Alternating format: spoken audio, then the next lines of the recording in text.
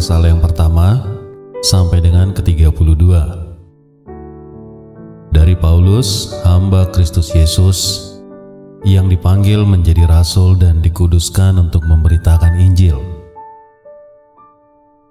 Injil itu telah dijanjikannya sebelum dengan perantara nabi-nabinya dalam kitab-kitab suci, tentang anaknya yang menurut daging diperanakan dari keturunan Daud, dan menurut roh kekudusan dinyatakan oleh kebangkitannya dari antara orang mati, bahwa ia adalah anak Allah yang berkuasa, Yesus Kristus Tuhan kita.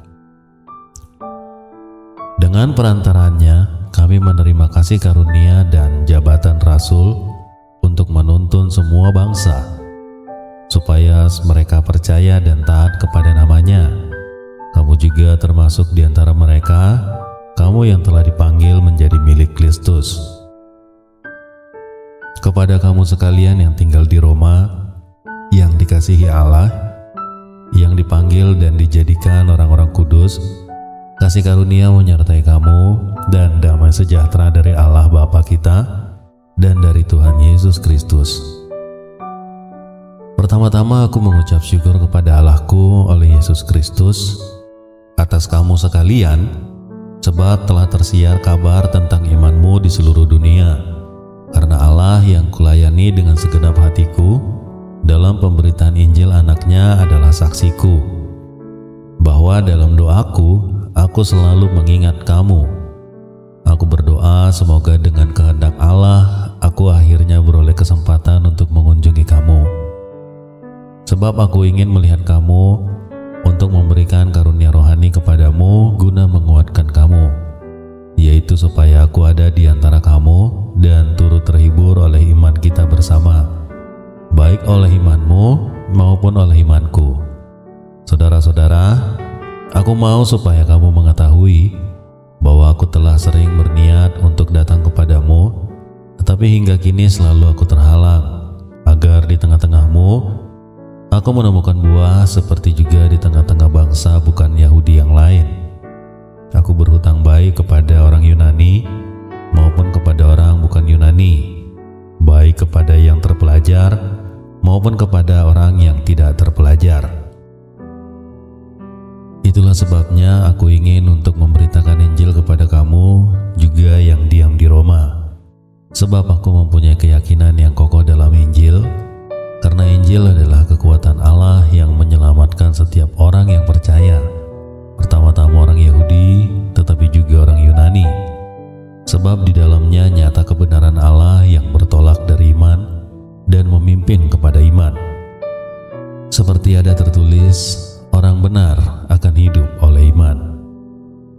Sebab murka Allah nyata dari sorga atas segala kefasikan dan kelaliman manusia yang menindas kebenaran dan kelaliman, karena apa yang dapat mereka ketahui tentang Allah nyata bagi mereka, sebab Allah telah menyatakannya kepada mereka.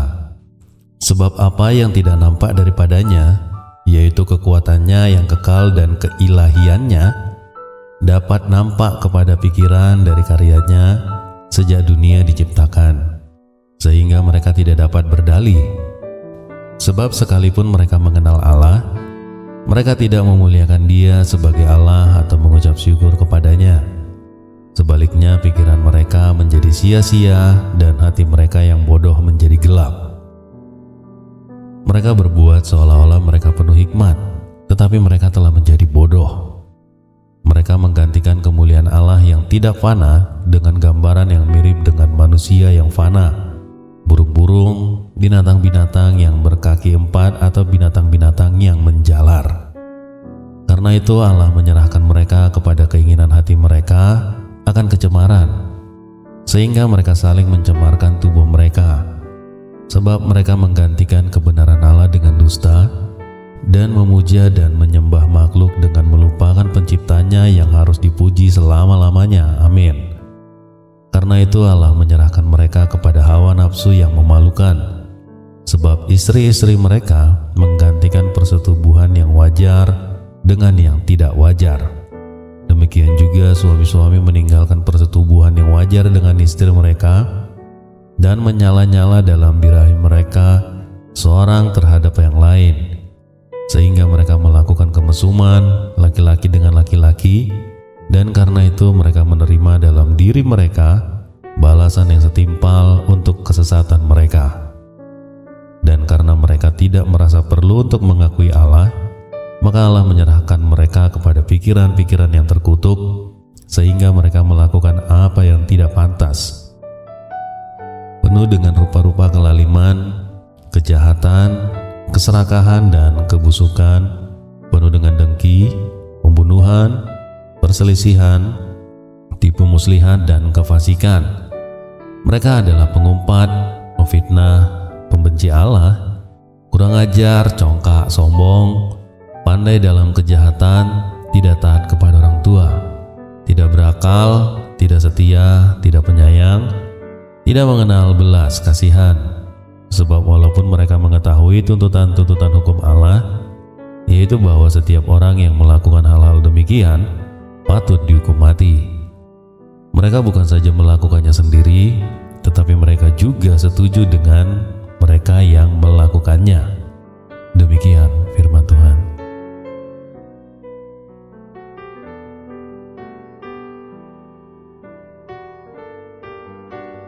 Roma 2 ayatnya yang pertama sampai dengan ke-29. Hukuman Allah atas semua orang. Karena itu hai manusia, siapapun juga engkau yang menghakimi orang lain, engkau sendiri tidak bebas dari salah, sebab dengan menghakimi orang lain, engkau menghakimi dirimu sendiri, karena engkau yang menghakimi orang lain melakukan hal-hal yang sama. Tetapi kita tahu bahwa hukuman Allah berlangsung secara jujur atas mereka yang berbuat demikian. Dan engkau, hai manusia, engkau yang menghakimi mereka yang berbuat demikian, sedangkan engkau sendiri melakukannya juga. Adakah engkau sangka bahwa engkau akan luput dari hukuman Allah? Maukah engkau menganggap sepi kekayaan kemurahannya, kesabarannya, dan kelapangan hatinya? Tidakkah engkau tahu bahwa maksud kemurahan Allah ialah menuntun engkau kepada pertobatan? Tetapi oleh kekerasan hatimu yang tidak mau bertobat, engkau menimbun murka atas dirimu sendiri pada hari waktu mana murka dan hukuman Allah yang adil akan dinyatakan. Ia akan membalas setiap orang menurut perbuatannya, yaitu hidup kekal kepada mereka yang dengan tekun berbuat baik, mencari kemuliaan, kehormatan, dan ketidakbinasaan. Tetapi murka dan geram kepada mereka yang mencari kepentingan sendiri, yang tidak taat kepada kebenaran, melainkan taat kepada kelaliman. Penderitaan dan kesesakan akan menimpa setiap orang yang hidup yang berbuat jahat, pertama-tama orang Yahudi dan juga orang Yunani. Tetapi kemuliaan, kehormatan, dan damai sejahtera akan diperoleh semua orang yang berbuat baik, pertama-tama orang Yahudi dan juga orang Yunani. Sebab Allah tidak memandang bulu. Sebab semua orang yang berdosa tanpa hukum Taurat akan binasa tanpa hukum Taurat, dan semua orang yang berdosa di bawah hukum Taurat akan dihakimi oleh hukum Taurat. Karena bukanlah orang yang mendengar hukum Taurat yang benar di hadapan Allah, tetapi orang yang melakukan hukum Tauratlah yang akan dibenarkan. Apabila bangsa-bangsa lain yang tidak memiliki hukum Taurat oleh dorongan diri sendiri melakukan apa yang dituntut hukum Taurat, maka walaupun mereka tidak memiliki hukum Taurat, mereka menjadi hukum Taurat bagi diri mereka sendiri. Sebab dengan itu mereka menunjukkan bahwa isi hukum Taurat ada tertulis di dalam hati mereka, dan suara hati mereka turut bersaksi, dan pikiran mereka saling menuduh atau saling membela. Hal itu akan nampak pada hari bila mana Allah, sesuai dengan Injil yang kuberitakan, akan menghakimi segala sesuatu yang tersembunyi dalam hati manusia oleh Kristus Yesus. Tetapi jika kamu menyebut dirimu orang Yahudi dan bersandar kepada hukum Taurat, bermegah dalam Allah, dan tahu akan kehendaknya, dan oleh karena diajar dalam hukum Taurat, dapat tahu mana yang baik dan mana yang tidak, dan yakin bahwa engkau adalah penuntun orang buta dan terang bagi mereka di dalam kegelapan, pendidik orang bodoh dan pengajar orang yang belum dewasa, karena dalam hukum Taurat engkau memiliki kegenapan segala kepandaian dan kebenaran. Jadi bagaimanakah engkau yang mengajar orang lain? Tidakkah engkau mengajar dirimu sendiri? Engkau yang mengajar jangan mencuri, mengapa engkau sendiri mencuri? Engkau yang berkata jangan berzina, mengapa engkau sendiri berzina? Engkau yang jijik akan segala berhala, mengapa engkau sendiri merampok rumah berhala? Engkau bermegah atas hukum Taurat, mengapa engkau sendiri menghina Allah dengan melanggar hukum Taurat itu? Seperti ada tertulis, sebab oleh karena kamulah nama Allah dihujat di antara bangsa-bangsa lain. Sunat memang ada gunanya jika engkau mentaati hukum Taurat, tetapi jika engkau melanggar hukum Taurat, maka sunatmu tidak ada lagi gunanya. Jadi jika orang yang tak bersunat memperhatikan tuntutan-tuntutan hukum Taurat, tidakkah ia dianggap sama dengan orang yang telah disunat? Jika demikian, maka orang yang tak bersunat tetapi yang melakukan hukum Taurat akan menghakimi kamu yang mempunyai hukum tertulis dan sunat tetapi yang melanggar hukum Taurat. Sebab yang disebut Yahudi bukanlah orang yang lahiriah Yahudi, dan yang disebut sunat bukanlah sunat yang dilangsungkan secara lahiriah, tetapi orang Yahudi sejati ialah dia yang tidak tampak keyahudiannya, dan sunat ialah sunat di dalam hatinya secara rohani, bukan secara hurufiah. Maka pujian baginya datang bukan dari manusia, melainkan dari Allah. Demikian firman Tuhan.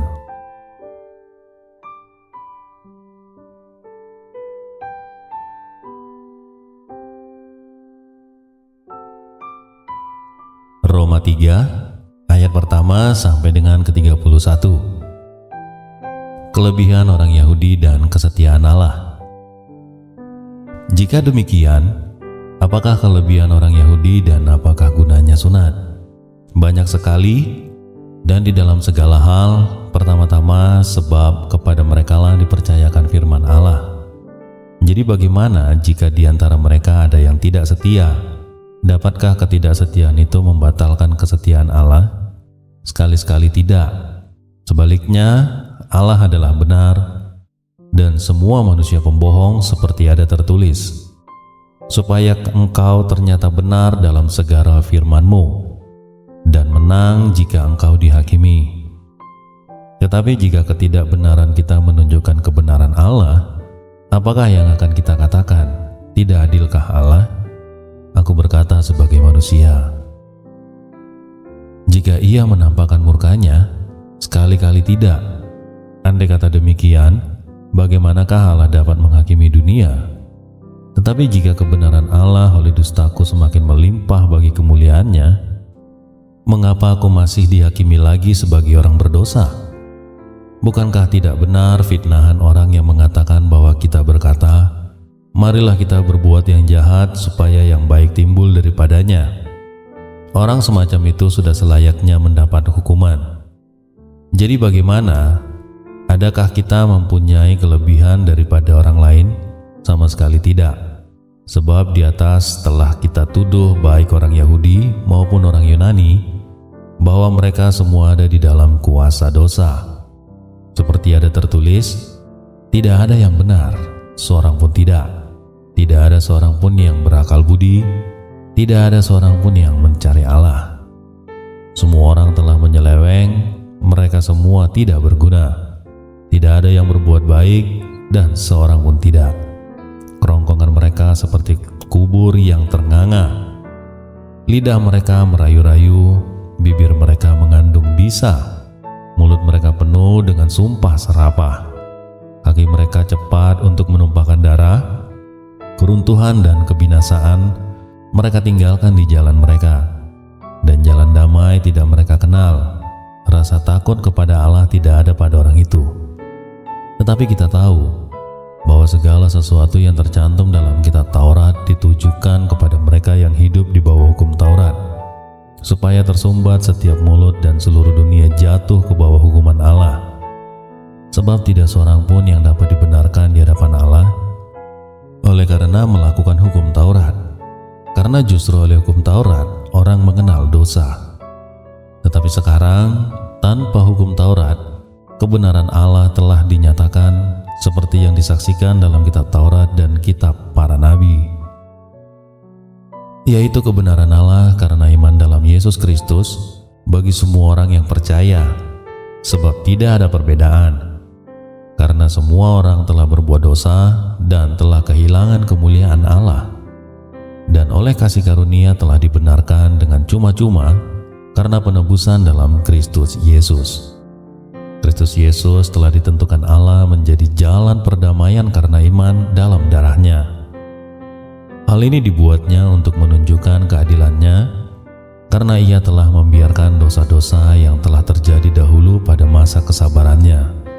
Maksudnya ialah untuk menunjukkan keadilan-Nya pada masa ini, supaya nyata bahwa Ia benar dan juga membenarkan orang yang percaya kepada Yesus. Jika demikian, apakah dasarnya untuk bermegah? Tidak ada. Berdasarkan apa? Berdasarkan perbuatan? Tidak, melainkan berdasarkan iman.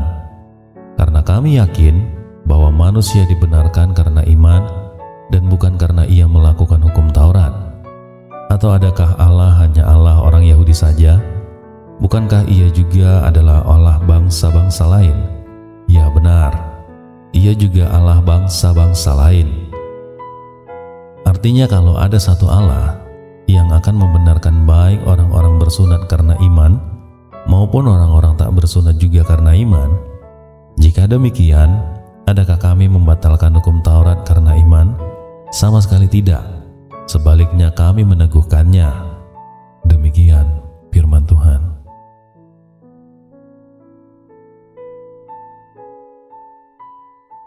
Roma 4 ayat 1 sampai dengan ke-25. Abraham dibenarkan karena iman.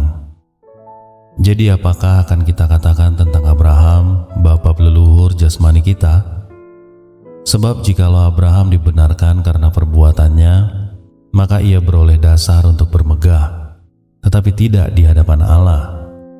Sebab apakah dikatakan nas kitab suci? Lalu percayalah Abraham kepada Tuhan, dan Tuhan memperhitungkan hal itu kepadanya sebagai kebenaran. Kalau ada orang yang bekerja, upahnya tidak diperhitungkan sebagai hadiah, tetapi sebagai haknya. Tetapi kalau ada orang yang tidak bekerja, namun percaya kepada Dia yang membenarkan orang durhaka, imannya diperhitungkan menjadi kebenaran. Seperti juga Daud menyebut berbahagia orang yang dibenarkan Allah bukan berdasarkan perbuatannya. Berbahagialah orang yang diampuni pelanggaran-pelanggarannya dan yang ditutupi dosa-dosanya. Berbahagialah manusia yang kesalahannya tidak diperhitungkan Tuhan kepadanya. Adakah ucapan bahagia ini hanya berlaku bagi orang bersunat saja, atau juga bagi orang tak bersunat? Sebab telah kami katakan bahwa kepada Abraham iman diperhitungkan sebagai kebenaran. Dalam keadaan manakah hal itu diperhitungkan? Sebelum atau sesudah ia disunat? Bukan sesudah disunat, tetapi sebelumnya. Dan tanda sunat itu diterimanya sebagai materai kebenaran berdasarkan iman yang ditunjukkannya sebelum ia bersunat. Demikianlah ia dapat menjadi bapa semua orang percaya yang tak bersunat, supaya kebenaran diperhitungkan kepada mereka, dan juga menjadi bapa orang-orang bersunat, yaitu mereka yang bukan hanya bersunat, tetapi juga mengikuti jejak iman Abraham, bapa leluhur kita, pada masa ia belum disunat. Sebab bukan karena hukum Taurat telah diberikan janji kepada Abraham dan keturunannya bahwa ia akan memiliki dunia, tetapi karena kebenaran berdasarkan iman.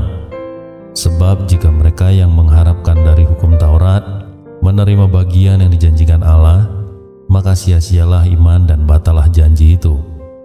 Karena hukum Taurat membangkitkan murka, tetapi di mana tidak ada hukum Taurat, di situ tidak ada juga pelanggaran.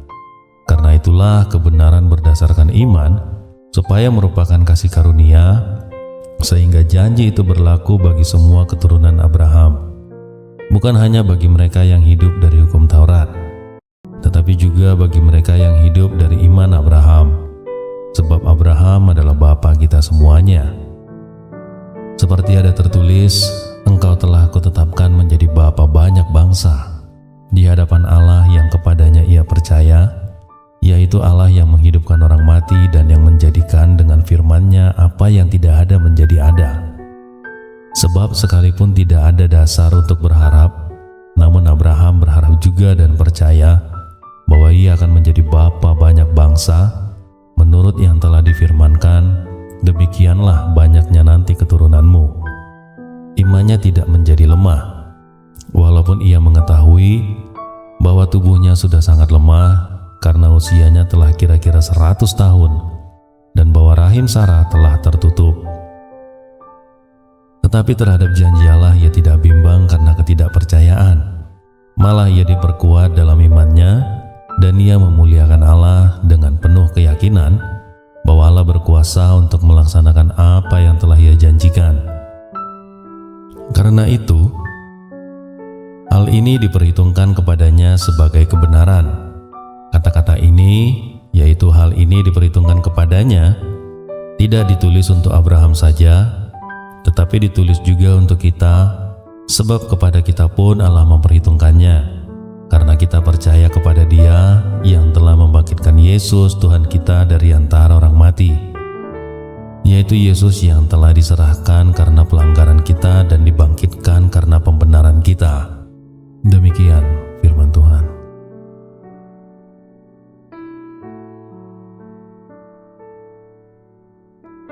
Roma 5 ayat pertama sampai dengan ke-21. Hasil pembenaran. Sebab itu, kita yang dibenarkan karena iman, kita hidup dalam damai sejahtera dengan Allah oleh karena Tuhan kita Yesus Kristus. Oleh Dia kita juga beroleh jalan masuk oleh iman kepada kasih karunia ini. Di dalam kasih karunia ini, kita berdiri dan kita bermegah dalam pengharapan akan menerima kemuliaan Allah.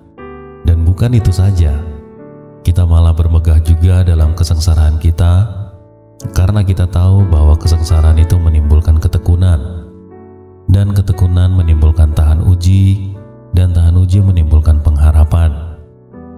Dan pengharapan tidak mengecewakan, karena kasih Allah telah dicurahkan di dalam hati kita oleh Roh Kudus yang telah dikaruniakan kepada kita. Karena waktu kita masih lemah, Kristus telah mati untuk kita, orang-orang durhaka, pada waktu yang ditentukan oleh Allah. Sebab tidak mudah seorang mau mati untuk orang yang benar, tetapi mungkin untuk orang yang baik ada orang yang berani mati. Akan tetapi Allah menunjukkan kasih-Nya kepada kita oleh karena Kristus telah mati untuk kita ketika kita masih berdosa. Lebih-lebih karena kita sekarang telah dibenarkan oleh darah-Nya, kita pasti akan diselamatkan dari murka Allah. Sebab jikalau kita ketika masih seteru diperdamaikan dengan Allah oleh kematian anak-Nya, lebih-lebih kita yang sekarang telah diperdamaikan pasti akan diselamatkan oleh hidup-Nya. Dan bukan hanya itu saja, kita malah bermegah dalam Allah oleh Yesus Kristus Tuhan kita, sebab oleh Dia kita telah menerima pendamaian itu. Sebab itu sama seperti dosa telah masuk ke dalam dunia oleh satu orang, dan oleh dosa itu juga maut, demikianlah maut itu telah menjalar kepada semua orang, karena semua orang telah berbuat dosa. Sebab sebelum hukum Taurat ada, telah ada dosa di dunia. Tetapi dosa itu tidak diperhitungkan kalau tidak ada hukum Taurat. Sungguh pun demikian, maut telah berkuasa dari zaman Adam sampai kepada zaman Musa atas mereka yang tak berbuat dosa dengan cara yang sama seperti yang telah dibuat oleh Adam, yang adalah gambaran Dia yang akan datang. Tetapi karunia Allah tidaklah sama dengan pelanggaran Adam. Sebab jika karena pelanggaran satu orang, semua orang telah jatuh ke dalam kuasa maut, jauh lebih besar lagi karena kasih karunia Allah dan karunia-Nya yang dilimpahkannya atas semua orang karena satu orang, yaitu Yesus Kristus. Dan kasih karunia tidak berimbangan dengan dosa satu orang, Sebab penghakiman atas satu pelanggaran itu telah mengakibatkan penghukuman, tetapi penganugerahan karunia atas banyak pelanggaran itu mengakibatkan pembenaran. Sebab jika oleh dosa satu orang maut telah berkuasa oleh satu orang itu, maka lebih benar lagi mereka yang telah menerima kelimpahan kasih karunia dan anugerah kebenaran akan hidup dan berkuasa oleh karena satu orang itu, yaitu Yesus Kristus. Sebab itu sama seperti oleh satu pelanggaran semua orang beroleh hukuman, demikian pula oleh satu perbuatan kebenaran semua orang beroleh pembenaran untuk hidup. Jadi sama seperti oleh ketidaktaatan satu orang semua orang telah menjadi orang berdosa, demikian pula oleh ketaatan satu orang semua orang menjadi orang benar.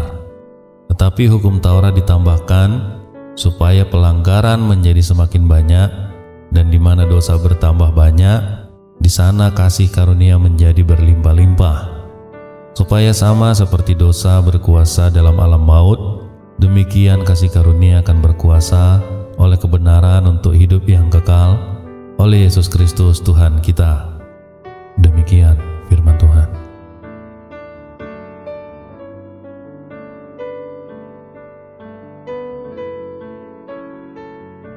Roma 6 ayat pertama sampai dengan ke-23. Mati dan bangkit dengan Kristus. Jika demikian, apakah yang hendak kita katakan? Bolehkah kita bertekun dalam doa supaya semakin bertambah kasih karunia itu? Sekali-sekali tidak. Bukankah kita telah mati bagi dosa? Bagaimanakah kita masih dapat hidup di dalamnya? Atau tidak tahukah kamu bahwa kita semua yang telah dibaptis dalam Kristus telah dibaptis dalam kematiannya? Dengan demikian kita telah dikuburkan bersama-sama dengan Dia oleh baptisan dalam kematian, supaya sama seperti Kristus telah dibangkitkan dari antara orang mati oleh kemuliaan Bapa, demikian juga kita akan hidup dalam hidup yang baru. Sebab jika kita telah menjadi satu dengan apa yang sama dengan kematiannya, kita juga akan menjadi satu dengan apa yang sama dengan kebangkitannya. Karena kita tahu bahwa manusia lama kita telah turut disalibkan, supaya tubuh dosa kita hilang kuasanya, agar jangan kita menghambakan diri lagi kepada dosa. Sebab siapa yang telah mati, ia telah bebas dari dosa. Jadi jika kita telah mati dengan Kristus, kita percaya bahwa kita akan hidup juga dengan Dia. Karena kita tahu bahwa Kristus sesudah Ia bangkit dari antara orang mati, tidak mati lagi, maut tidak berkuasa lagi atas Dia, sebab kematiannya adalah kematian terhadap dosa, satu kali dan untuk selama-lamanya, dan kehidupannya adalah kehidupan bagi Allah. Demikianlah hendaknya kamu memandangnya, bahwa kamu telah mati bagi dosa, tetapi kamu hidup bagi Allah dalam Kristus Yesus. Sebab itu hendaklah dosa jangan berkuasa lagi di dalam tubuhmu yang fana, supaya kamu jangan lagi menuruti keinginannya, dan janganlah kamu menyerahkan anggota-anggota tubuhmu kepada dosa untuk dipakai sebagai senjata kelaliman. Tetapi serahkanlah dirimu kepada Allah sebagai orang-orang yang dahulu mati tetapi yang sekarang hidup, dan serahkanlah anggota-anggota tubuhmu kepada Allah untuk menjadi senjata-senjata kebenaran. Sebab kamu tidak akan dikuasai lagi oleh dosa, karena kamu tidak berada di bawah hukum Taurat, tetapi di bawah kasih karunia. Jadi bagaimana? Apakah kita akan berbuat dosa? Karena kita tidak berada di bawah hukum Taurat, tetapi di bawah kasih karunia? Sekali-kali tidak. Apakah kamu tidak tahu bahwa apabila kamu menyerahkan dirimu kepada seorang sebagai hamba untuk mentaatinya, kamu adalah hamba orang itu, yang harus kamu taati, baik dalam dosa yang memimpin kamu kepada kematian, maupun dalam ketaatan yang memimpin kamu kepada kebenaran. Tetapi syukurlah kepada Allah, dahulu memang kamu adalah hamba dosa, tetapi sekarang kamu dengan segenap hati telah mentaati pengajaran yang telah diteruskan kepadamu. Kamu telah dimerdekakan dari dosa dan menjadi hamba kebenaran. Aku mengatakan hal ini secara manusia karena kelemahan kamu, sebab sama seperti kamu telah menyerahkan anggota-anggota tubuhmu menjadi hamba kecemaran dan kedurhakaan yang membawa kamu kepada kedurhakaan. Demikian, hal kamu sekarang harus menyerahkan anggota-anggota tubuhmu menjadi hamba kebenaran yang membawa kamu kepada pengudusan. Sebab waktu kamu hamba dosa, kamu bebas dari kebenaran. Dan buah apakah yang kamu petik daripadanya? Semuanya itu menyebabkan kamu merasa malu sekarang, karena kesudahan semuanya itu ialah kematian. Tapi sekarang, setelah kamu dimerdekakan dari dosa dan setelah kamu menjadi hamba Allah, kamu beroleh buah yang membawa kamu kepada pengudusan, dan sebagai kesudahannya ialah hidup yang kekal. Sebab upah dosa adalah maut, tetapi kasih karunia Allah ialah hidup yang kekal dalam Kristus Yesus Tuhan kita. Demikian firman Tuhan.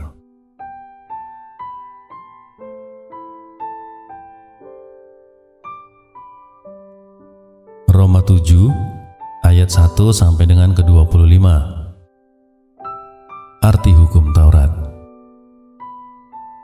Apakah kamu tidak tahu, saudara-saudara, sebab aku berbicara kepada mereka yang mengetahui hukum, bahwa hukum berkuasa atas seorang selama orang itu hidup. Sebab seorang istri terikat oleh hukum kepada suaminya selama suaminya itu hidup. Akan tetapi, apabila suaminya itu mati, bebaslah ia dari hukum yang mengikatnya kepada suaminya itu. Jadi selama suaminya hidup, ia dianggap berzina kalau ia menjadi istri laki-laki lain. Tetapi jika suaminya telah mati, ia bebas dari hukum sehingga ia bukanlah berzina kalau ia menjadi istri laki-laki lain. Sebab itu saudara-saudaraku, kamu juga telah mati bagi hukum Taurat oleh tubuh Kristus, supaya kamu menjadi milik orang lain, yaitu milik Dia yang telah dibangkitkan dari antara orang mati, agar kita berbuah bagi Allah. Sebab waktu kita masih hidup di dalam daging, hawa nafsu dosa yang dirangsang oleh hukum Taurat bekerja dalam anggota-anggota tubuh kita agar kita berbuah bagi maut. Tetapi sekarang kita telah dibebaskan dari hukum Taurat, sebab kita telah mati bagi Dia yang mengurung kita, sehingga kita sekarang melayani dalam keadaan baru menurut roh dan bukan dalam keadaan lama menurut hukum Taurat. Jika demikian, apakah yang hendak kita katakan? Apakah hukum Taurat itu dosa? Sekali-kali tidak. Sebaliknya, justru oleh hukum Taurat aku telah mengenal dosa. Karena aku juga tidak tahu apa itu keinginan, kalau hukum Taurat tidak mengatakan jangan mengingini. Tetapi dalam perintah itu dosa mendapat kesempatan untuk membangkitkan di dalam diriku rupa-rupa keinginan. Sebab tanpa hukum Taurat dosa mati. Dahulu aku hidup tanpa hukum Taurat, akan tetapi sesudah datang perintah itu, dosa mulai hidup. Sebaliknya aku mati, dan perintah yang seharusnya membawa kepada hidup, ternyata bagiku justru membawa kepada kematian. Sebab dalam perintah itu, dosa mendapat kesempatan untuk menipu aku, dan oleh perintah itu ia membunuh aku. Jadi hukum Taurat adalah kudus, dan perintah itu juga adalah kudus, benar dan baik. Jika demikian, adakah yang baik itu menjadi kematian bagiku? Sekali-kali tidak. Tetapi supaya nyata bahwa ia adalah dosa, maka dosa mempergunakan yang baik untuk mendatangkan kematian bagiku. Supaya oleh perintah itu dosa lebih nyata lagi keadaannya sebagai dosa.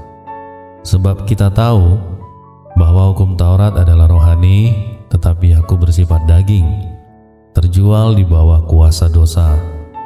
Sebab apa yang aku perbuat, aku tidak tahu, karena bukan apa yang aku kehendaki yang aku perbuat, tetapi ada yang aku benci, itulah yang aku perbuat. Jadi jika aku perbuat apa yang tidak aku kehendaki, aku menyetujui bahwa hukum Taurat itu baik. Kalau demikian, bukan aku lagi yang memperbuatnya, tetapi dosa yang ada di dalam aku. aku, yaitu di dalam aku sebagai manusia tidak ada sesuatu yang baik. Sebab kehendak memang ada di dalam aku, tetapi bukan hal berbuat apa yang baik. Sebab bukan apa yang aku kehendaki yaitu yang baik yang aku perbuat, melainkan apa yang tidak aku kehendaki yaitu yang jahat yang aku perbuat. Jadi jika aku berbuat apa yang tidak aku kehendaki, maka bukan aku lagi yang memperbuatnya, tetapi dosa yang diam di dalam aku. Demikianlah aku dapati hukum ini, jika aku menghendaki berbuat apa yang baik, yang jahat itu ada padaku. Sebab di dalam batinku aku suka akan hukum Allah, tetapi di dalam anggota-anggota tubuhku, aku melihat hukum lain yang berjuang melawan hukum akal budiku dan membuat aku menjadi tawanan hukum dosa yang ada di dalam anggota-anggota tubuhku. Aku manusia celaka, siapakah yang akan melepaskan aku dari tubuh maut ini? Syukur kepada Allah oleh Yesus Kristus Tuhan kita. Jadi dengan akal budiku, aku melayani hukum Allah, tetapi dengan tubuh insaniku, aku melayani hukum dosa. Demikian firman Tuhan.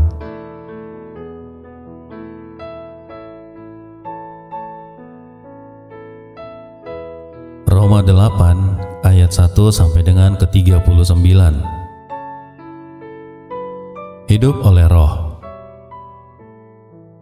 Demikianlah sekarang tidak ada penghukuman bagi mereka yang ada di dalam Kristus Yesus. Roh yang memberi hidup telah memerdekakan kamu dalam Kristus dari hukum dosa dan hukum maut.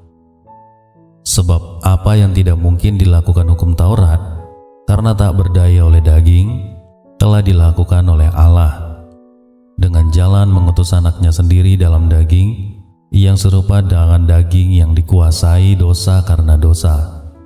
Ia telah menjatuhkan hukuman atas dosa di dalam daging, supaya tuntutan hukum Taurat digenapi di dalam kita, yang tidak hidup menurut daging tetapi menurut Roh. Sebab mereka yang hidup menurut daging memikirkan hal-hal yang dari daging, mereka yang hidup menurut Roh memikirkan hal-hal yang dari Roh. Karena keinginan daging adalah maut, tetapi keinginan Roh adalah hidup dan damai sejahtera. Sebab keinginan daging adalah perseteruan terhadap Allah, karena ia tidak takluk kepada hukum Allah. Hal ini memang tidak mungkin baginya. Mereka yang hidup dalam daging tidak mungkin berkenan kepada Allah. Tetapi kamu tidak hidup dalam daging, melainkan dalam Roh, jika memang Roh Allah diam di dalam kamu. Tetapi jika orang tidak memiliki Roh Kristus, ia bukan milik Kristus. Tapi jika Kristus ada di dalam kamu, maka tubuh memang mati karena dosa, tetapi Roh adalah kehidupan oleh karena kebenaran. Dan jika Roh Dia yang telah membangkitkan Yesus dari antara orang mati diam di dalam kamu, maka Ia yang telah membangkitkan Kristus Yesus dari antara orang mati akan menghidupkan juga tubuhmu yang fana itu oleh Roh-Nya yang diam di dalam kamu. Jadi saudara-saudara, kita adalah orang berhutang, tetapi bukan kepada daging, supaya hidup menurut daging. Sebab jika kamu hidup menurut daging, kamu akan mati. Tetapi jika oleh Roh kamu mematikan perbuatan-perbuatan tubuhmu, kamu akan hidup. Semua orang yang dipimpin Roh Allah adalah anak Allah, sebab kamu tidak menerima roh perbudakan yang membuat kamu menjadi takut lagi. Tetapi kamu telah menerima Roh yang menjadikan kamu anak Allah. Oleh Roh itu kita berseru, "Ya Aba, ya Bapa." Roh itu bersaksi bersama-sama dengan roh kita bahwa kita adalah anak-anak Allah. Dan jika kita adalah anak, maka kita juga adalah ahli waris. Maksudnya orang-orang yang berhak menerima janji-janji Allah, yang akan menerimanya bersama-sama dengan Kristus, yaitu jika kita menderita bersama-sama dengan Dia, supaya kita juga dipermuliakan bersama-sama dengan Dia. Sebab aku yakin bahwa penderitaan zaman sekarang ini tidak dapat dibandingkan dengan kemuliaan yang akan dinyatakan kepada kita. Sebab dengan sangat rindu, seluruh makhluk menantikan saat anak-anak Allah dinyatakan, karena seluruh makhluk telah ditaklukkan dijatuhkan kepada kesia-siaan bukan oleh kehendaknya sendiri, tetapi oleh kehendak Dia yang telah menaklukkannya. Tetapi dalam pengharapan, karena makhluk itu sendiri juga akan dimerdekakan dari perbudakan, kebinasaan dan masuk ke dalam kemerdekaan kemuliaan anak-anak Allah. Sebab kita tahu bahwa sampai sekarang segala makhluk sama-sama mengeluh dan sama-sama merasa sakit bersalin. Dan bukan hanya mereka saja, tetapi kita yang telah menerima karunia surung roh, kita juga mengeluh dalam hati kita sambil menantikan pengangkatan sebagai anak, yaitu pembebasan tubuh kita. Sebab kita diselamatkan dalam pengharapan, tetapi pengharapan yang dilihat bukan pengharapan lagi. Sebab bagaimana orang masih mengharapkan apa yang dilihatnya? Tetapi jika kita mengharapkan apa yang tidak kita lihat, kita menantikannya dengan tekun. Demikian juga Roh membantu kita dalam kelemahan kita, sebab kita tidak tahu bagaimana sebenarnya harus berdoa. Tetapi Roh sendiri berdoa untuk kita kepada Allah dengan keluhan-keluhan yang tidak terucapkan. Dan Allah yang menyelidiki hati nurani mengetahui maksud Roh itu, yaitu bahwa Ia sesuai dengan kehendak Allah berdoa untuk orang-orang kudus. Kita tahu sekarang bahwa Allah turut bekerja dalam segala sesuatu untuk mendatangkan kebaikan bagi mereka yang mengasihi Dia, yaitu bagi mereka yang terpanggil sesuai dengan rencana Allah. Sebab semua orang yang dipilihnya dari semula, mereka juga ditentukannya dari semula untuk menjadi serupa dengan gambaran anaknya, supaya Ia, anaknya itu, menjadi yang sulung di antara banyak saudara. Dan mereka yang ditentukannya dari semula, mereka itu juga dipanggilnya, dan mereka yang dipanggilnya, mereka itu juga yang dibenarkannya, dan mereka yang dibenarkannya, mereka itu juga yang dimuliakannya. Sebab itu, apakah yang akan kita katakan tentang semuanya itu? Jika Allah di pihak kita, siapakah yang akan melawan kita? Ia yang tidak menyayangkan anaknya sendiri, tetapi yang menyerahkannya bagi kita semua. Bagaimanakah mungkin Ia tidak mengaruniakan segala sesuatu kepada kita bersama-sama dengan Dia?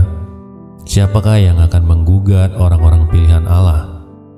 Allah yang membenarkan mereka, siapakah yang akan menghukum mereka? Kristus Yesus telah mati, bahkan lebih lagi yang telah bangkit, yang juga duduk di sebelah kanan Allah, yang malah menjadi pembela bagi kita. Siapakah yang akan memisahkan kita dari Kristus Yesus? Penindasan atau kesesakan atau penganiayaan atau kelaparan atau ketelanjangan atau bahaya atau pedang? Seperti ada tertulis, oleh karena Engkau kami ada dalam bahaya maut sepanjang hari. Kami telah dianggap sebagai domba-domba sembelihan. Tetapi dalam semuanya itu, kita lebih daripada orang-orang yang menang, oleh Dia yang telah mengasihi kita. Sebab aku yakin bahwa baik maut maupun hidup, baik malaikat-malaikat maupun pemerintah-pemerintah, baik yang ada sekarang maupun yang akan datang, atau kuasa-kuasa, baik yang di atas maupun yang di bawah, ataupun sesuatu makhluk lain, tidak akan dapat memisahkan kita dari kasih Allah yang ada dalam Kristus Yesus Tuhan kita. Demikian firman Tuhan.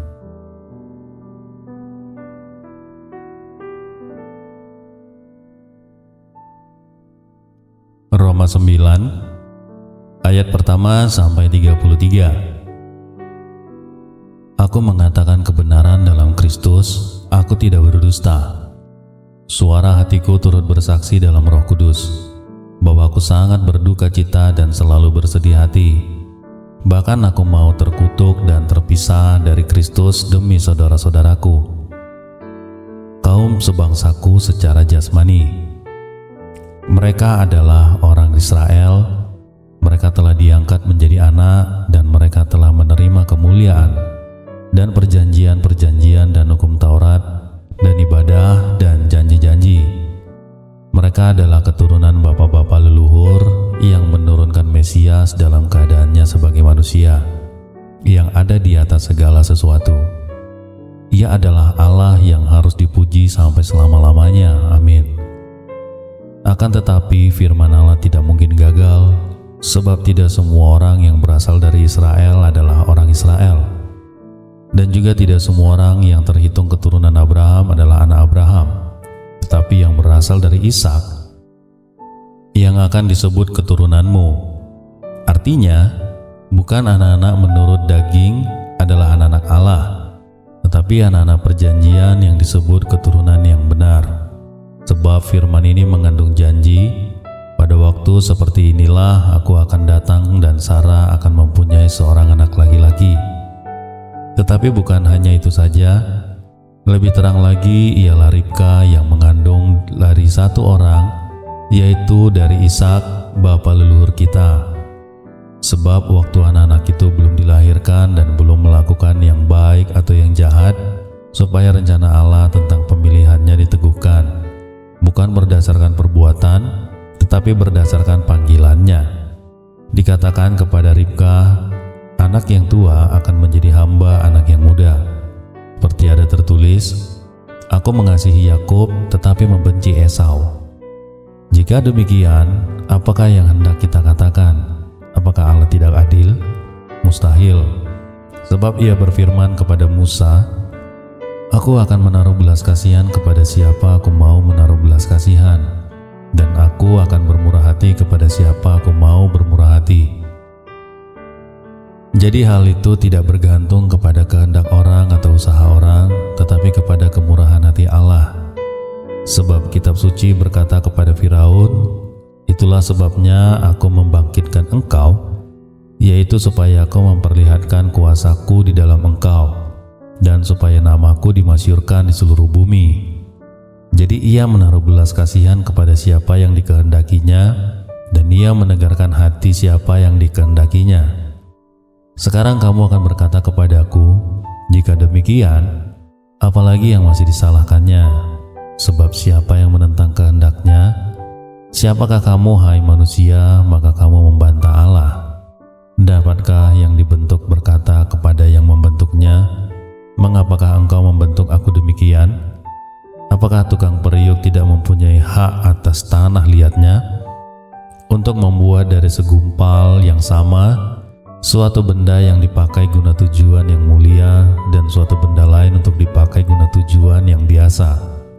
Jadi kalau untuk menunjukkan murkanya dan menyatakan kuasanya, Allah menaruh kesabaran yang besar terhadap benda-benda kemurkaannya yang telah disiapkan untuk kebinasaan, justru untuk menyatakan kekayaan kemuliaannya atas benda-benda belas kasihannya yang telah dipersiapkannya untuk kemuliaan, yaitu kita yang telah dipanggilnya, bukan hanya dari antara orang Yahudi, tetapi juga dari antara bangsa-bangsa lain, seperti yang telah difirmankannya juga ke dalam kitab Nabi Hosea, yang bukan umatku akan kusebut umatku, dan yang bukan kekasih, kekasih. Dan di tempat di mana akan dinyatakan kepada mereka, kamu ini bukanlah umatku, di sana akan dikatakan kepada mereka, anak-anak Allah yang hidup. Dan Yesaya berseru tentang Israel, sekalipun jumlah anak Israel seperti pasir di laut, namun hanya sisanya yang akan diselamatkan. Sebab apa yang telah difirmankannya akan dilakukan Tuhan di atas bumi, sempurna dan segera. Dan seperti yang dikatakan Yesaya sebelumnya, seandainya Tuhan semesta alam tidak meninggalkan pada kita keturunan, kita sudah menjadi seperti Sodom dan sama seperti Gomora. Jika demikian, apakah yang hendak kita katakan? Bahwa bangsa-bangsa lain yang tidak mengejar kebenaran telah beroleh kebenaran, yaitu kebenaran iman. Tetapi bahwa Israel sungguh pun mengejar hukum yang akan mendatangkan kebenaran, tidaklah sampai kepada hukum itu. Mengapa tidak? Karena Israel mengejarnya bukan karena iman, tetapi karena perbuatan. Mereka tersandung pada batu sandungan, seperti ada tertulis, sesungguhnya aku meletakkan di Sion sebuah batu sentuhan dan sebuah batu sandungan, dan siapa yang percaya kepadanya tidak akan dipermalukan. Demikian firman Tuhan.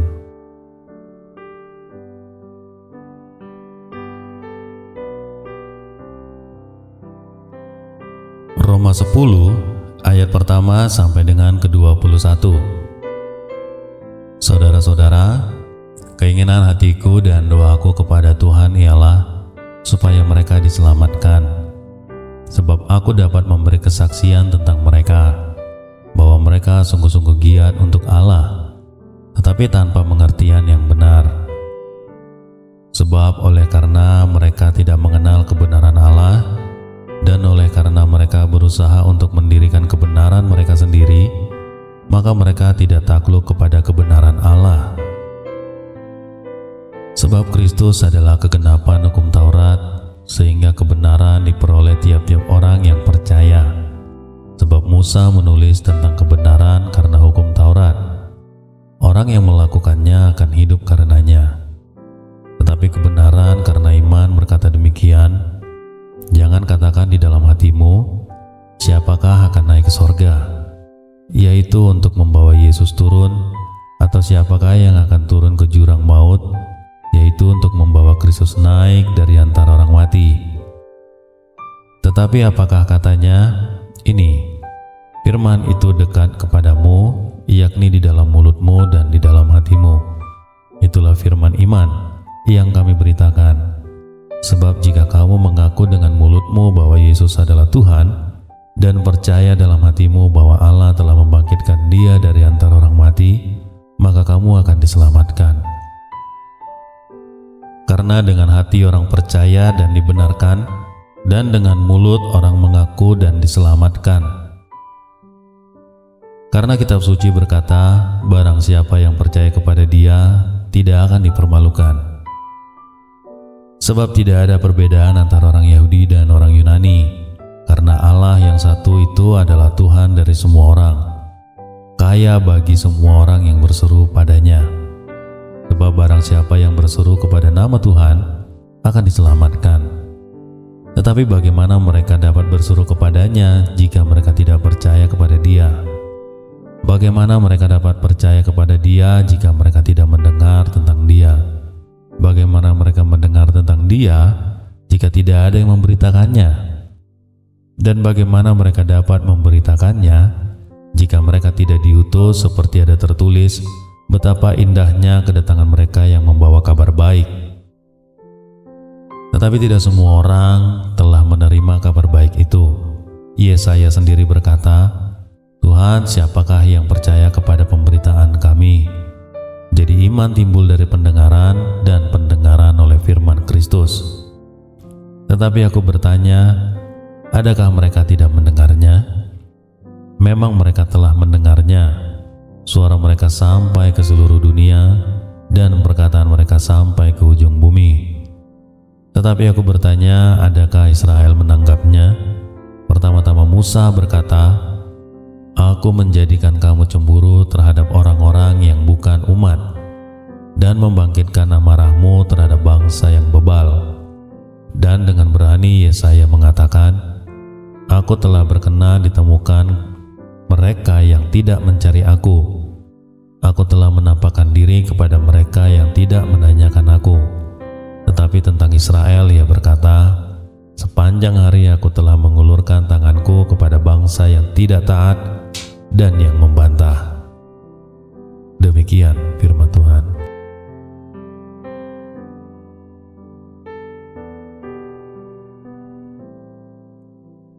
Roma 11 ayat 1 sampai dengan ke-36. Sisa Israel. Maka aku bertanya, adakah Allah mungkin telah menolak umatnya? Sekali-kali tidak, karena aku sendiri pun orang Israel dari keturunan Abraham, dari suku Benjamin. Allah tidak menolak umatnya yang dipilihnya. Ataukah kamu tidak tahu apa yang dikatakan kitab suci tentang Elia waktu ia mengadukan Israel kepada Allah? Tuhan, nabi-nabimu telah mereka bunuh, mesbah-mesbahmu telah mereka runtuhkan, hanya aku seorang dirilah yang masih hidup, dan mereka ingin mencabut nyawaku. Tetapi bagaimanakah firman Allah kepadanya? Aku masih meninggalkan 7.000 orang bagiku yang tidak pernah sujud menyembah Baal. Demikian juga pada waktu ini ada tinggal suatu sisa menurut pilihan kasih karunia. Tetapi jika hal itu terjadi karena kasih karunia, maka bukan lagi karena perbuatan, sebab jika tidak demikian, maka kasih karunia itu bukan lagi kasih karunia. Jadi bagaimana? Israel tidak memperoleh apa yang dikejarnya, tetapi orang-orang yang terpilih telah memperolehnya, dan orang-orang yang lain telah tegar hatinya. Seperti ada tertulis, Allah membuat mereka tidur nyenyak, memberikan mata untuk tidak melihat dan telinga untuk tidak mendengar, sampai kepada hari sekarang ini. Dan Daud berkata, biarlah jamuan mereka menjadi jerat dan perangkap, penyesatan dan pembalasan bagi mereka, dan biarlah mata mereka menjadi gelap, sehingga mereka tidak melihat, dan buatlah punggung mereka terus-menerus membungkuk. Maka aku bertanya, adakah mereka tersandung dan harus jatuh? Sekali-kali tidak, tapi oleh pelanggaran mereka, keselamatan telah sampai kepada bangsa-bangsa lain, supaya membuat mereka cemburu. Sebab jika pelanggaran mereka berarti kekayaan bagi dunia, dan kekurangan mereka kekayaan bagi bangsa-bangsa lain, terlebih-lebih lagi kesempurnaan mereka. Aku berkata kepada kamu, hai bangsa-bangsa bukan Yahudi, justru karena aku adalah rasul dan untuk bangsa-bangsa bukan Yahudi, aku menganggap hal itu kemuliaan pelayananku, yaitu kalau aku dapat membangkitkan cemburu di dalam hati kaum sebangsaku menurut daging, dan dapat menyelamatkan beberapa orang dari mereka. Sebab jika penolakan mereka berarti perdamaian bagi dunia, dapatkah penerimaan mereka mempunyai arti lain daripada hidup dari antara orang mati? Jikalau roti sulung adalah kudus, maka seluruh adonan juga kudus. Dan jikalau akar adalah kudus, maka cabang-cabang juga kudus. Karena itu, apabila beberapa cabang telah dipatahkan, dan kamu sebagai tunas liar telah dicangkokkan di antaranya, dan turut mendapat bagian dalam akar pohon zaitun yang penuh getah, janganlah kamu bermegah terhadap cabang-cabang itu. Jikalau kamu bermegah, ingatlah bahwa bukan kamu yang menopang akar itu, melainkan akar itu yang menopang kamu.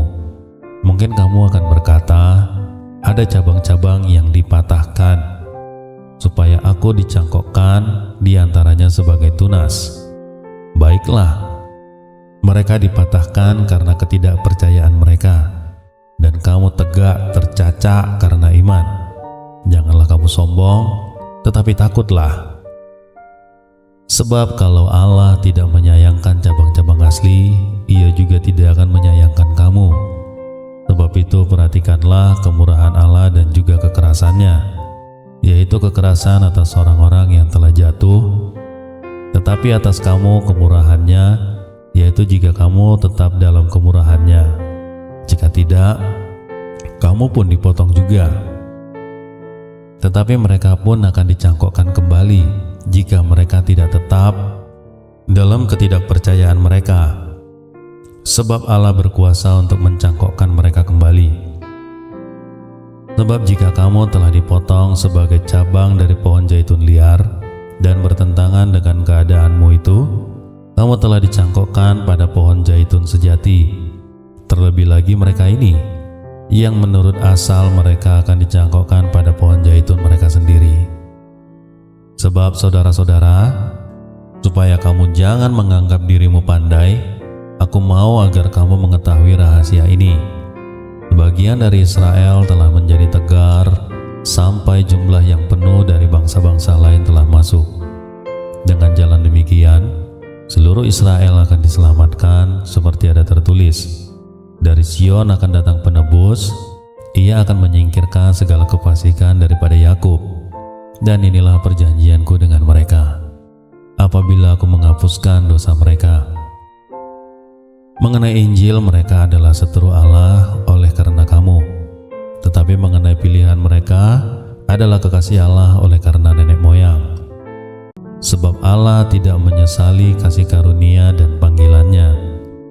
Sebab sama seperti kamu dahulu tidak taat kepada Allah, tetapi sekarang beroleh kemurahan oleh ketidaktaatan mereka. Demikian juga mereka sekarang tidak taat, supaya oleh kemurahan yang telah kamu peroleh, mereka juga akan beroleh kemurahan. Sebab Allah telah mengurung semua orang dalam ketidaktaatan, supaya Ia dapat menunjukkan kemurahannya atas mereka semua. Oh, alangkah dalamnya kekayaan, hikmat, dan pengetahuan Allah, sungguh tak terselidiki keputusan-keputusannya, dan sungguh tak terselami jalan-jalannya. Sebab siapakah yang mengetahui pikiran Tuhan, atau siapakah yang pernah menjadi penasehatnya, atau siapakah yang pernah memberikan sesuatu kepadanya, sehingga ia harus menggantikannya? Sebab segala sesuatu adalah dari Dia, dan oleh Dia, dan kepada Dia, bagi Dialah kemuliaan sampai selama-lamanya. Demikian firman Tuhan.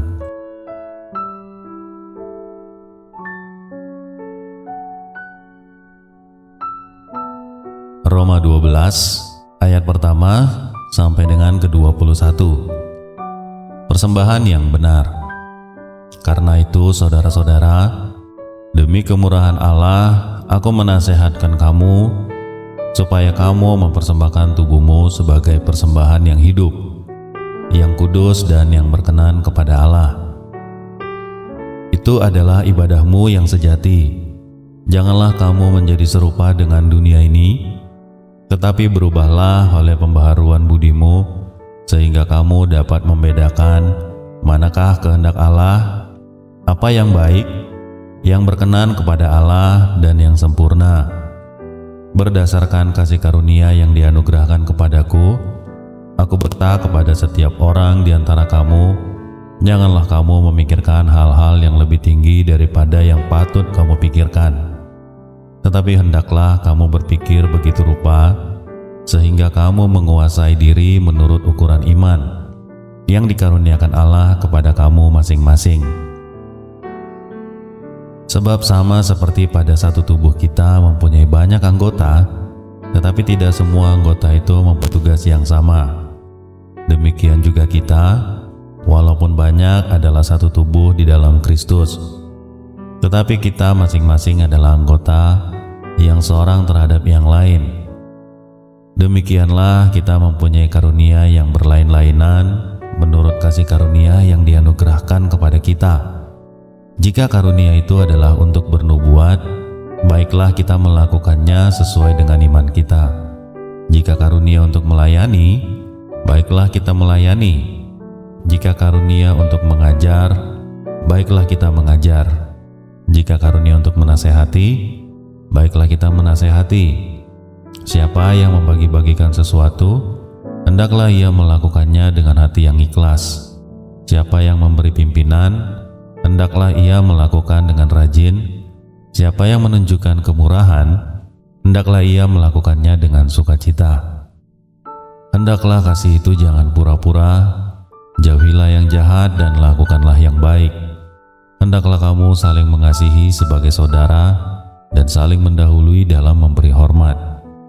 Janganlah hendaknya kerajinanmu kendor, biarlah rohmu menyala-nyala dan layanilah Tuhan. Bersukacitalah dalam pengharapan, sabarlah dalam kesesakan, dan bertekunlah di dalam doa. Bantulah dalam kekurangan orang-orang kudus, dan usahakanlah dirimu untuk selalu memberikan tumpangan. Berkatilah siapa yang menganiaya kamu, berkatilah dan jangan mengutuk. Bersukacitalah dengan orang yang bersukacita, dan menangislah dengan orang yang menangis. Hendaklah kamu sehati sepikir dalam hidupmu bersama. Janganlah kamu memikirkan perkara-perkara yang tinggi, tetapi arahkanlah dirimu kepada perkara-perkara yang sederhana.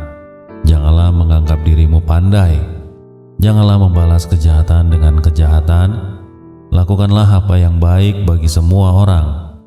Sedapat-dapatnya, kalau hal itu bergantung padamu, hiduplah dalam perdamaian dengan semua orang. Saudara-saudaraku yang kekasih, janganlah kamu sendiri menuntut pembalasan, tetapi berilah tempat kepada murka Allah, sebab ada tertulis, pembalasan itu adalah hakku. Akulah yang akan menuntut pembalasan, firman Tuhan. Tetapi jika seturumu lapar, berilah ia makan. Jika ia haus, berilah ia minum. Dengan berbuat demikian, kamu menumpukkan bara api di atas kepalanya. Janganlah kamu kalah terhadap kejahatan, tetapi kalahkanlah kejahatan dengan kebaikan. Demikian firman Tuhan.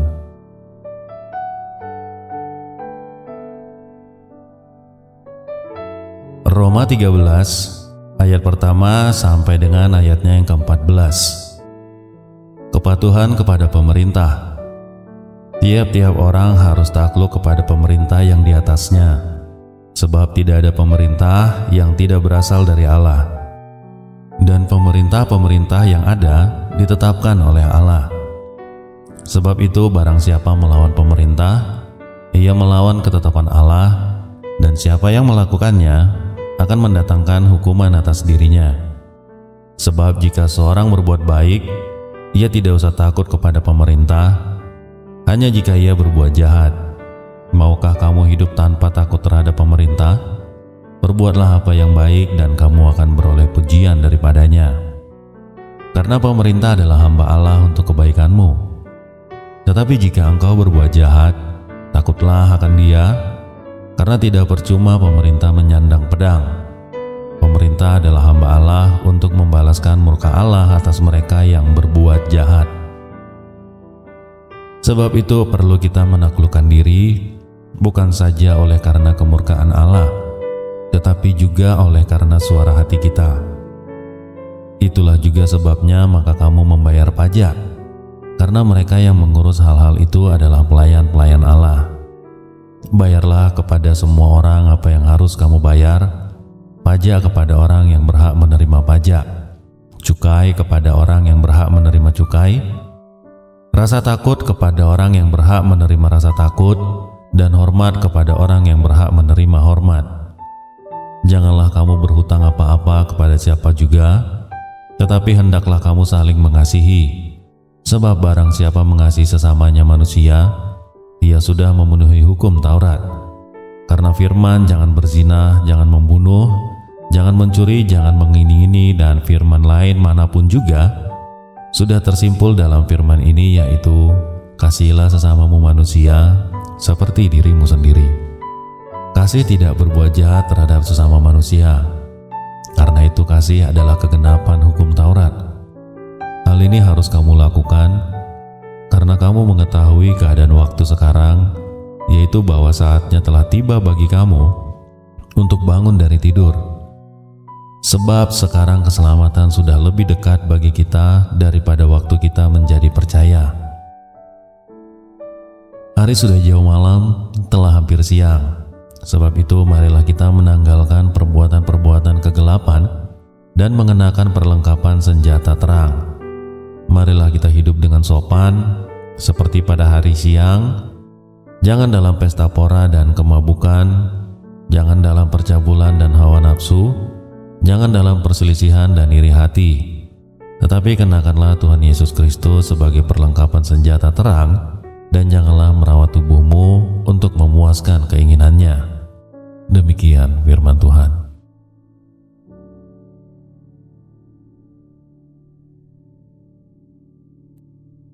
Roma 14 ayat pertama sampai dengan ayatnya yang ke-23. Jangan menghakimi saudaramu. Terimalah orang yang lemah imannya tanpa mempercakapkan pendapatnya. Yang seorang yakin bahwa ia boleh makan segala jenis makanan, tetapi orang yang lemah imannya hanya makan sayur-sayuran saja. Siapa yang makan, janganlah menghina orang yang tidak makan. Dan siapa yang tidak makan, janganlah menghakimi orang yang makan, sebab Allah telah menerima orang itu.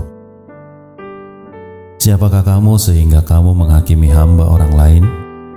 Entahkah ia berdiri, entahkah ia jatuh, itu adalah urusan tuannya sendiri. Tetapi ia akan tetap berdiri, karena Tuhan berkuasa menjaga dia terus berdiri. Dan seorang menganggap hari yang satu lebih penting daripada hari yang lain, tetapi yang lain menganggap semua hari sama aja. Hendaklah setiap orang benar-benar yakin dalam hatinya sendiri. Siapa yang berpegang pada suatu hari yang tertentu, ia melakukannya untuk Tuhan. Dan siapa makan, ia melakukannya untuk Tuhan, sebab ia mengucap syukur kepada Allah. Dan siapa tidak makan, ia melakukannya untuk Tuhan, dan ia juga mengucap syukur kepada Allah. Sebab tidak ada seorang pun di antara kita yang hidup untuk dirinya sendiri, dan tidak ada seorang pun yang mati untuk dirinya sendiri. Sebab jika kita hidup untuk Tuhan, dan jika kita mati untuk Tuhan. Jadi baik hidup atau mati, kita adalah milik Tuhan. Sebab untuk itulah Kristus telah mati dan hidup kembali, supaya ia menjadi Tuhan baik atas orang-orang mati maupun atas orang-orang hidup. Tetapi engkau, mengapakah engkau menghakimi saudaramu? Atau mengapakah engkau menghina saudaramu? Sebab kita semua harus menghadap tahta pengadilan Allah. Karena ada tertulis, demi aku hidup, demikianlah firman Tuhan. Semua orang akan bertekuk lutut di hadapanku, dan semua orang akan memuliakan Allah. Demikianlah setiap orang di antara kita akan memberi pertanggungjawab tentang dirinya sendiri kepada Allah. Karena itu janganlah kita saling menghakimi lagi, tetapi lebih baik kamu menganut pandangan ini. Jangan kita membuat saudara kita jatuh atau tersandung. Aku tahu dan yakin dalam Tuhan Yesus bahwa tidak ada sesuatu yang najis dari dirinya sendiri. Hanya bagi orang yang beranggapan bahwa sesuatu adalah najis, bagi orang itulah sesuatu itu najis. Sebab jika engkau menyakiti hati saudaramu oleh karena sesuatu yang engkau makan, maka engkau tidak hidup lagi menurut tuntutan kasih. Janganlah engkau membinasakan saudaramu oleh karena makananmu, karena Kristus telah mati untuk dia. Apa yang baik yang kamu miliki, janganlah kamu biarkan difitnah. Sebab kerajaan Allah bukanlah soal makanan dan minuman, tetapi soal kebenaran, damai sejahtera, dan sukacita oleh Roh Kudus. Karena barang siapa melayani Kristus dengan cara ini, ia berkenan pada Allah dan dihormati oleh manusia. Sebab itu, marilah kita mengejar apa yang mendatangkan damai sejahtera dan yang berguna untuk saling membangun. Janganlah engkau merusakkan pekerjaan Allah oleh karena makanan. Segala sesuatu adalah suci, tetapi celakalah orang jika oleh makanannya orang lain tersandung. Baiklah engkau jangan makan daging atau minum anggur, atau sesuatu yang menjadi batu sandungan untuk saudaramu. Berpeganglah pada keyakinan yang engkau miliki itu bagi dirimu sendiri di hadapan Allah. Berbahagialah dia yang tidak menghukum dirinya sendiri dalam apa yang dianggapnya baik untuk dilakukan. Tetapi barang siapa yang bimbang kalau ia makan, ia telah dihukum, karena ia tidak melakukannya berdasarkan iman. Dan segala sesuatu yang tidak berdasarkan iman adalah dosa. Demikian firman Tuhan.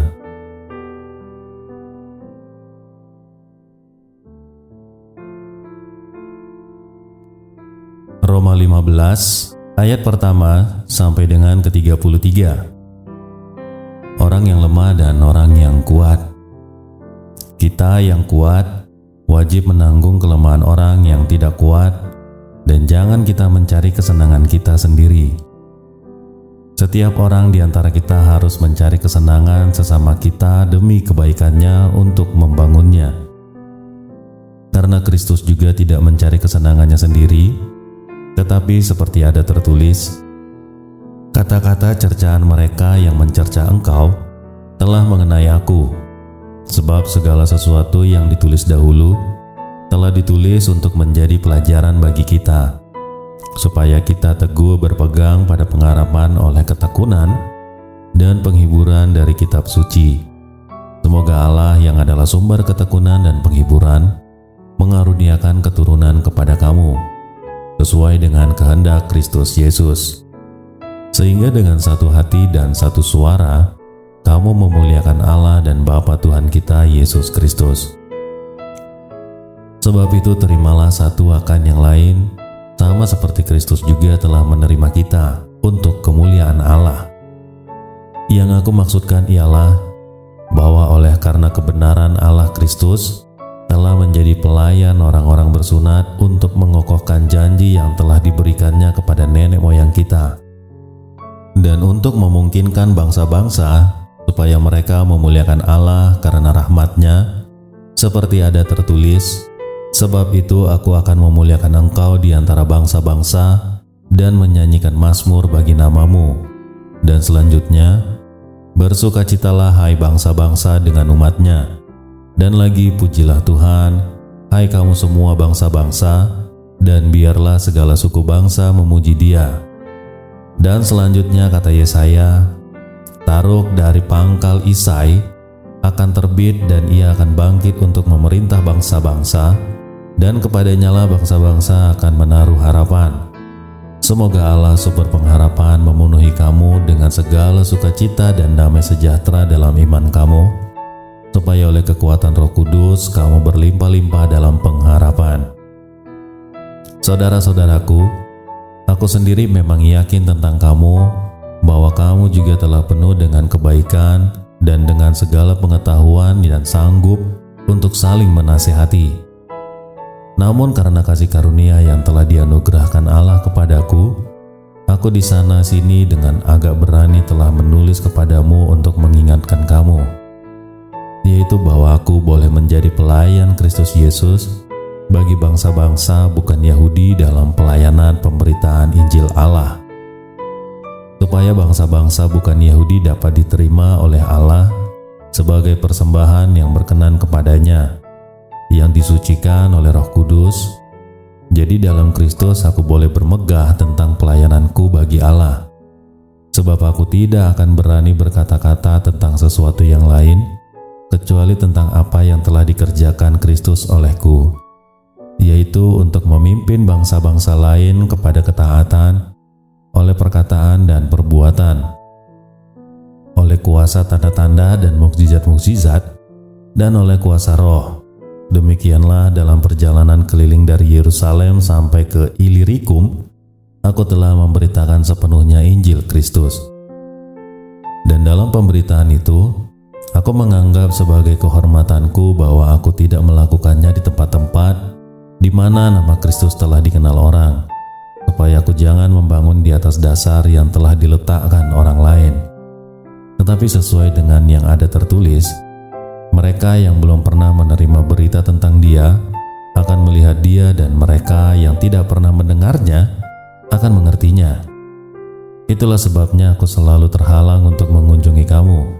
Tetapi sekarang, karena aku tidak lagi mempunyai tempat kerja di daerah ini, dan karena aku telah beberapa tahun lamanya ingin mengunjungi kamu, aku harap dalam perjalananku ke Spanyol, aku dapat singgah di tempatmu dan bertemu dengan kamu, sehingga kamu dapat mengantarkan aku ke sana setelah aku seketika menikmati pertemuan dengan kamu. Tetapi sekarang aku sedang dalam perjalanan ke Yerusalem untuk mengantarkan bantuan kepada orang-orang kudus. Sebab Makedonia dan Akhaya telah mengambil keputusan untuk menyumbangkan sesuatu kepada orang-orang miskin di antara orang-orang kudus Yerusalem. Keputusan itu memang telah mereka ambil, tetapi itu adalah kewajiban mereka. Sebab jika bangsa-bangsa lain telah beroleh bagian dalam harta rohani orang Yahudi, maka wajiblah juga bangsa-bangsa lain itu melayani orang Yahudi dengan harta duniawi mereka. Apabila aku sudah menuaikan tugas itu dan sudah menyerahkan hasil usaha bangsa-bangsa lain itu kepada mereka, aku akan berangkat ke Spanyol melalui kota kamu. Dan aku tahu bahwa jika aku datang mengunjungi kamu, aku akan melakukannya dengan penuh berkat Kristus. Tetapi demi Kristus Tuhan kita dan demi kasih Roh, aku menasihatkan kamu saudara-saudara untuk bergumul bersama-sama dengan aku dalam doa kepada Allah untuk aku, supaya aku terpelihara dari orang-orang yang tidak taat di Yudea, dan supaya pelayananku untuk Yerusalem disambut dengan baik oleh orang-orang kudus di sana, agar aku yang dengan sukacita datang kepadamu oleh kehendak Allah, beroleh kesegaran bersama-sama dengan kamu. Allah sumber damai sejahtera menyertai kamu sekalian. Demikian firman Tuhan.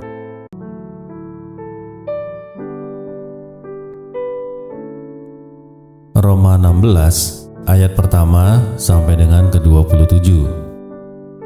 Aku meminta perhatianmu terhadap Febe, saudari kita yang melayani jemaat di Kengkrea, supaya kamu menyambut dia dalam Tuhan, sebagaimana seharusnya bagi orang-orang kudus, dan berikanlah kepadanya bantuan bila diperlukan.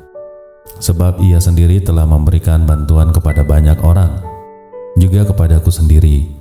Sampaikan salam kepada Priskila dan Aquila, teman-teman sekerjaku dalam Kristus Yesus. Mereka telah mempertaruhkan nyawanya untuk hidupku.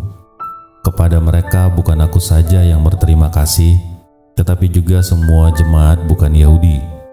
Salam juga kepada jemaat di rumah mereka.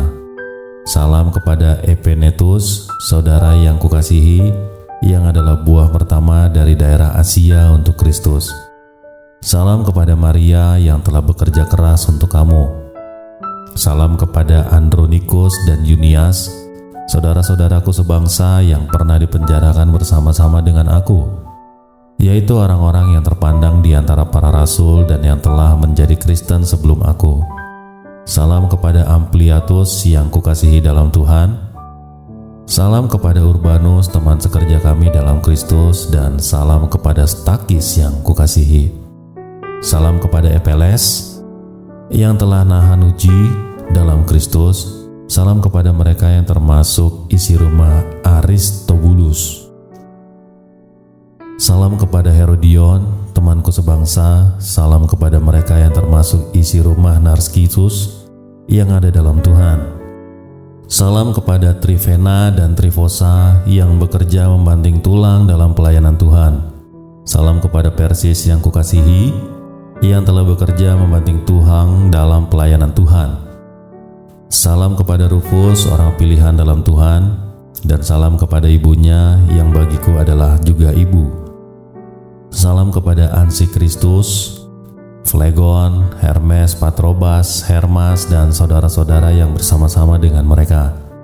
Salam kepada Filologus dan Yulia, Nereus dan saudaranya perempuan, dan Olimpas, dan juga kepada segala orang kudus yang bersama-sama dengan mereka. Bersalam-salamlah kamu dengan cium kudus. Salam kepada kamu dari semua jemaat Kristus.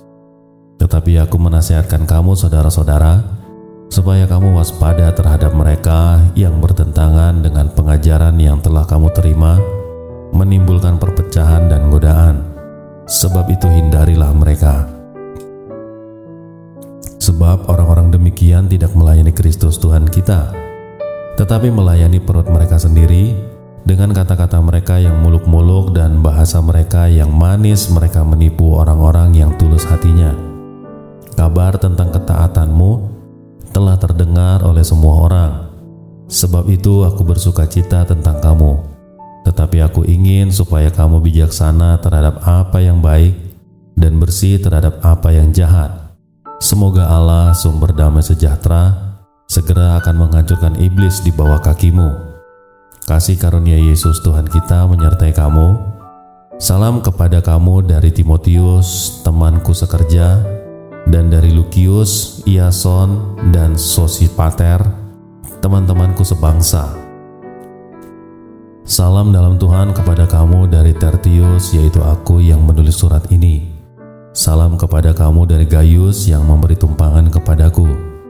Dan kepada seluruh jemaat, salam kepada kamu dari Erastus, bendara negeri, dan Quartus, saudara kita. Kasih karunia Yesus Kristus Tuhan kita menyertai kamu sekalian. Bagi Dia yang berkuasa menguatkan kamu, menurut Injil yang kumasyurkan dan pemberitaan tentang Yesus Kristus, sesuai dengan pernyataan rahasia yang didiamkan berabad-abad lamanya, tetapi yang sekarang telah dinyatakan dan yang menurut perintah Allah yang abadi telah diberitakan oleh kitab-kitab para nabi kepada segala bangsa untuk membimbing mereka kepada ketaatan iman. Bagi Dia satu-satunya Allah yang penuh hikmat oleh Yesus Kristus, segala kemuliaan sampai selama-lamanya. Demikian firman Tuhan.